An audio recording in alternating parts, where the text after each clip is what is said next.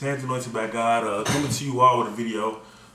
This is chord inversions. We're going to talk about inverting chords. I know this is a term that some of you all have heard, probably really don't understand. I hope that at the end of this video you will have a better idea of chord inversions and how they are used and how it actually works. So basically I'm going to be calling out different chords. Give you the chord name and all of that. Then I'm gonna give you the inversions to the chord.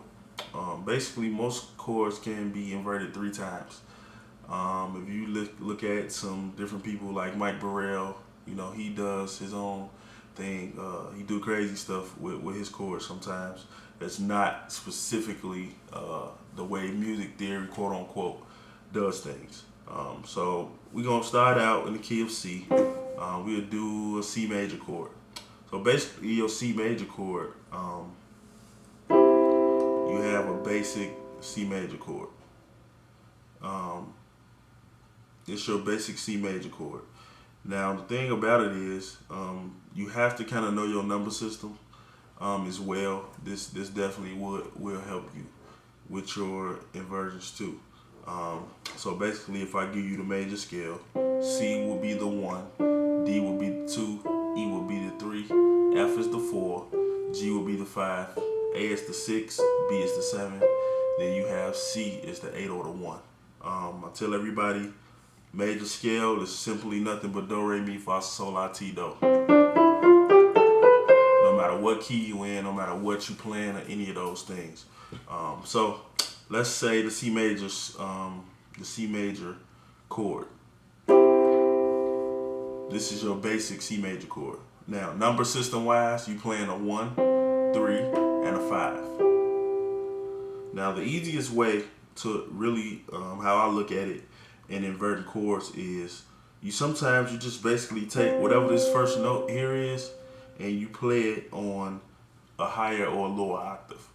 So what I would do in this situation, how we would get to the second inversion of the C major chord is, we would take this C and we would simply move this C up to a higher C. So now instead of having 1, 3, 5, you have 3, 5, and a 1. So that's how you invert any chord basically. That's your regular way of inverting a chord. Now say if I wanted to invert this chord again, because most chords you can invert 3 times. So the next thing what I would do is, I would take this E, same formula that I just used. I would take this E and I would play it on a higher octave. So now instead of having 3, 5, 1, I have 5, 1, and 3. So now as you see, we have inverted this chord 3 times. That's your first inversion, your second inversion, and your third inversion. So that's basically how you invert any chord. Same thing, because actually if we play all of these together, 1, 3, 5, 1, 3.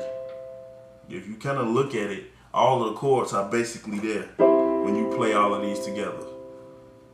But by simply splitting them up, that's your basic way how you invert a chord. Same thing. Say if we was in the key of C sharp, if we doing a C sharp major, we automatically know, got our major scale, do, re, mi, fa, sol, la, ti, do, and we know in our mind that any major chord, the formula for it is 1, 3, 5. So we have the 1, 3, and the 5. Then we're gonna do, that's the first inversion. Then we know the second inversion is 3, 5, 1. 3, 5, 1.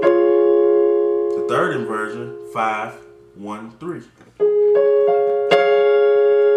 So that's how the number system as well, it helps you even in your inversions. Because no matter what key you're playing in, the formula never changes. The first inversion of any major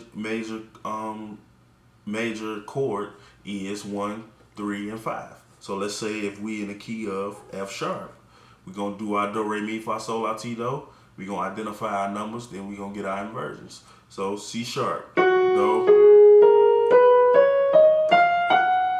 have our do, re, mi, fa, sol, la, ti, do. Now, let's identify the 1, the 3, and the 5. It's our first inversion. Now, let's do second inversion. We automatically know it's 3, 5, 1. So 3, 5, 1. Then the last inversion we know is 5, 5, 1, 3. And there we have it. We have our 3 inversions. So let's say if we are doing, actually have my notes with me.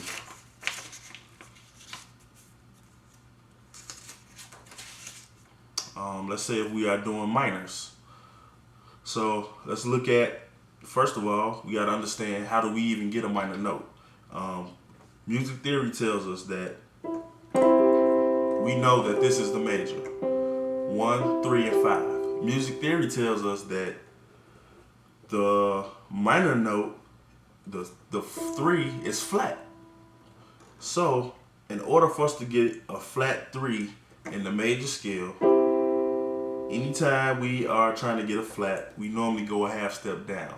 So what we're gonna do is we're gonna have our 3, we're gonna go a half step down. Now that half step says this is a half step down. So now I don't have a regular C major, I have a C minor.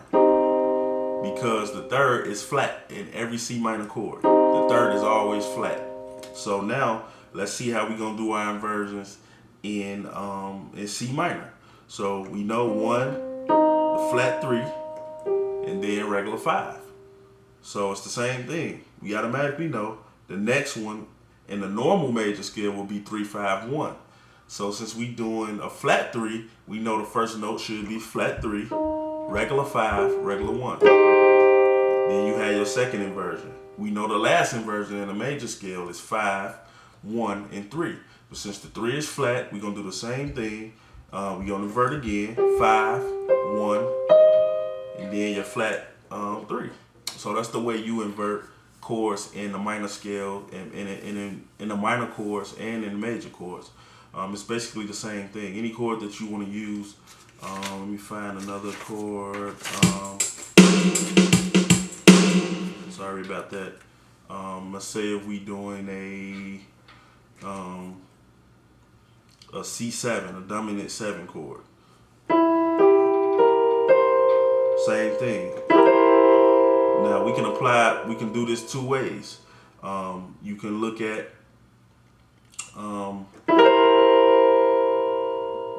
it, figure out the numbers, or you could simply just move each one of your notes down an octave. It's the same thing. So let's take this E and put it on the back end.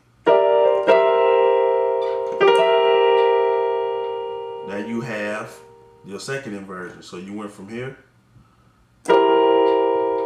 second inversion. Now let's do another inversion. We're gonna move the G down to the bottom. So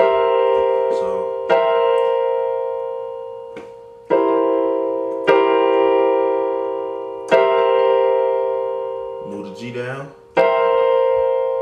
and that's basically how you do chord inversions for a dominant 7. Let's say if we doing I want to look at the diminished. So if we doing diminished,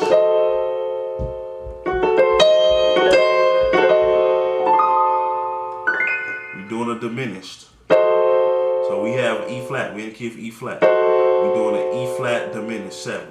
So as we can see, we can do it 1 or 2 ways. You can go and you can get the formula for the diminished, and you can figure it out that way, or you could simply just move the F sharp down an octave, have your second inversion. How do we get through our third inversion? Move the A down to the bottom. So there you have your 3 inversions. I know you might hear that moving in songs a lot. That's the only thing they're doing. They're just inverting the chord all the way down. I'm sorry.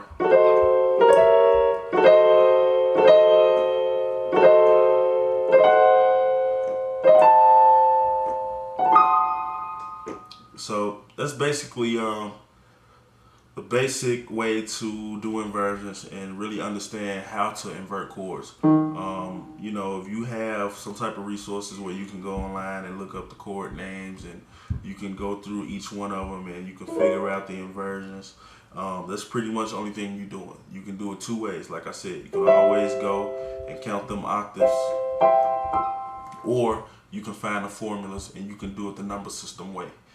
So those are just some basic tips and examples on how we invert chords and how you kind of give a different sound to some of the things that you're doing. You know, sometimes you may not always want to play a chord, something. Say if we was doing, let's say if we was doing a simple progression. Let's say if we was doing a 1, 1, 5, 4. Say if we was doing a 1, 5, 4 movement, you may not want to play your 1 and your 5 and your 4.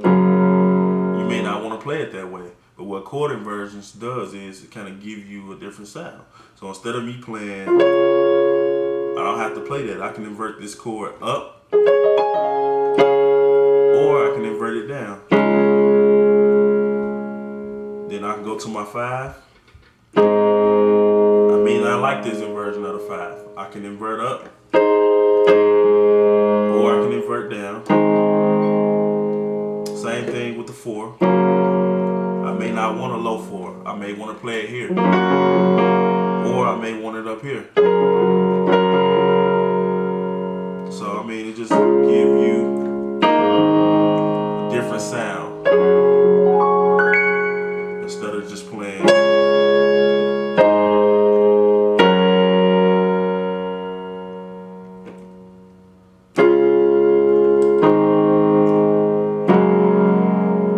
You notice the difference in the sound.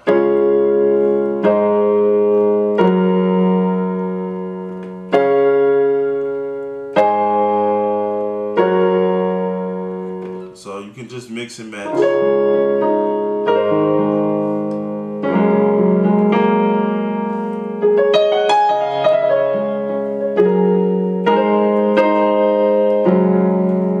So that's basically how your inversions work. You know, it's something that you definitely need when you playing gospel music, especially praise and worship stuff. I mean, it's just kind of open you up to do different things.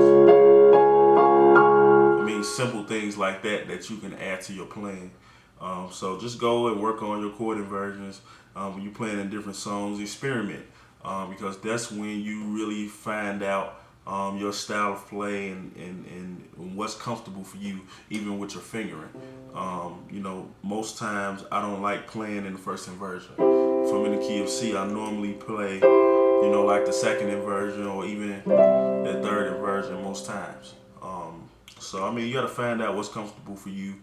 Learning how to play in, you know, your regular first is fine, you know, but you just got to go with what sound best and what works for you on your level of comfort with your fingering and your movements. So I hope this video, you know, helped you guys out. Any questions, comments, concerns, please feel free. Leave me an email at handsanointedbygod@gmail.com. Be blessed.